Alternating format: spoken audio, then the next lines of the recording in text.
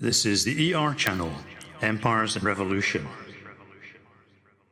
One of the proudest boasts of European civilization is that we ended the slave trade.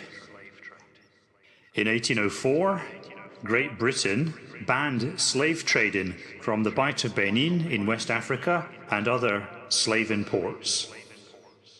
In 1826, France banned its slave trade. In 1851, Brazil finally banned slave imports. So, in the 19th century, there was a massive drop-off in slaves traded to the New World. This graph shows the rapid decline of the slave trade. Throughout the 18th century, the rise in price of slaves and demand for slaves saw the slave trade soaring. In the 25-year period leading up to the American Revolution, almost 2 million slaves were exported across the Atlantic. In the next quarter century, the number actually exceeded 2 million. Soon after, British efforts to reduce the slave trade started to take effect. But the real impact of these measures to stop the slave trade by Britain, France, America, Brazil and other countries can be seen in the period 1851 to 1866, where the number of slaves exported fell to below 250,000. Also, the European, especially the French colonisation of North Africa greatly reduced the number of slaves being sold across the Sahara Desert. So all in all, the 19th century European effort to ban and abolish the slave trade was an enormous success. But the question has to be asked, what was the real effect of this humanitarian exercise? Was it really an unalloyed good? The fact is that the slave trade was a much more complex phenomenon than most people realize. For example, most of the slaving was initially carried out by Africans against other Africans. One survey of the manner of enslavement found that 24% of slaves were taken in a war, usually fought between various African tribes or kingdoms. 40% were kidnapped or seized. 19% were sold or tricked by a relative or a friend.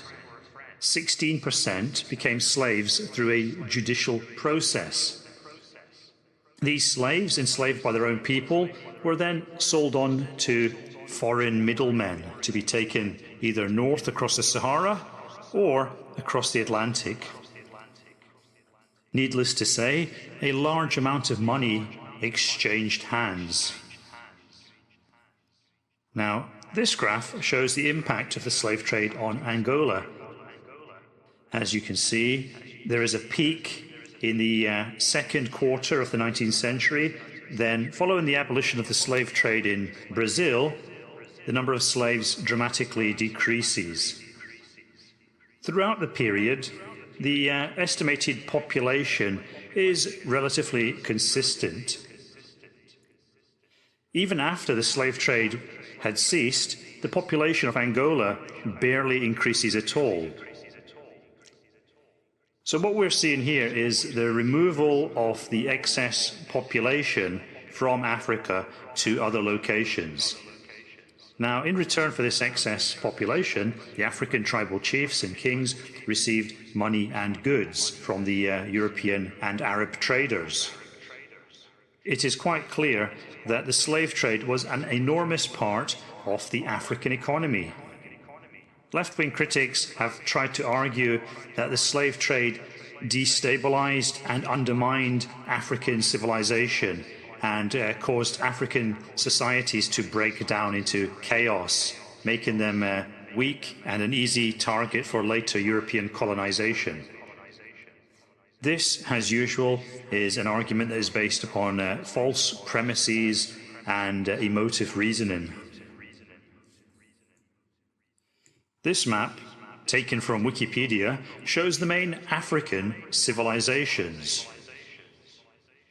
Noticeably, there are quite a number of more advanced African civilizations in the western part of Africa, in the Bight of Benin area, the area which supplied most of the slaves.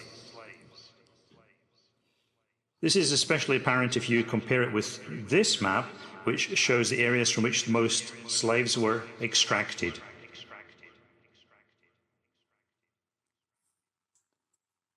This should not be surprising, because the areas which were selling the most slaves were also the areas receiving the most money, the most goods from the European traders. Therefore, their economies would be more developed. Next, here's a passage from Wikipedia talking about the history of one of the main West African slave states, the Kingdom of Dahomey. Dahomey was particularly famous for its regiment of Amazonian warriors. Needless to say, the ending of the slave trade had an enormous impact on the Dahomeyan economy. The passage reads, "When slave exports ceased, the king of the Fon people shifted to agricultural exports to France, particularly palm oil, but used slaves to operate the plantations. The agricultural exports were not as lucrative as slave exports had been in the past. To recover state revenues, he leased the ports in his kingdom to the French through a signed agreement in the late 19th century. The French interpreted the agreement as ceding the land and ports, while the Dahomey kingdom disagreed. The dispute led to a French attack in 1890 and annexation of the kingdom as a French colony in 1892. This started the colonial rule for the Fon people." End of quote. So there you see the economic devastation caused by the ending of the slave trade. The state revenues of the Kingdom of Dahomey were severely affected, forcing the king to lease his ports to the French. This shows the direct connection between the end of the slave trade and the beginning of colonization. Back at the height of the slave trade, African rulers were receiving money, they were receiving weapons, they were receiving implements and tools, and they were increasing their power, centralizing their states. This would have made them more capable of resisting European attempts at colonization. But through the abolition of the slave trade, their economies were devastated. They were no longer able to conveniently remove a large excess part of their population, increasing population pressures and internal strife. So the ending of the slave trade had a much more destabilizing effect on these African kingdoms than the slave trade itself. The slave trade enabled various African kingdoms to solidify and to centralize and to build up their power, whereas the end of the slave trade completely undermined their economy and weakened the power structure. In the case of the Kingdom of Dahomey, the king was forced by a fall in revenue to look for additional sources of income, which in his case meant inviting in the French. It's almost tempting to see the abolition of slavery as a softening up operation to weaken the African states and open the door to mass colonization. As this graph shows, the real drop-off point was around 1850. By 1870, only about 10% of Africa had been colonized. However, following the Berlin Conference of 1884, which regulated European colonization and trade in Africa, there was a sudden upsurge in colonization, which is sometimes referred to as the Scramble for Africa. Within the next 20 years, almost the entire continent was divided up and colonized by the European powers. This was a relatively easy process because there were no strong African states to resist. And the reason why there were no strong African states was, ironically enough, the European abolition of slavery.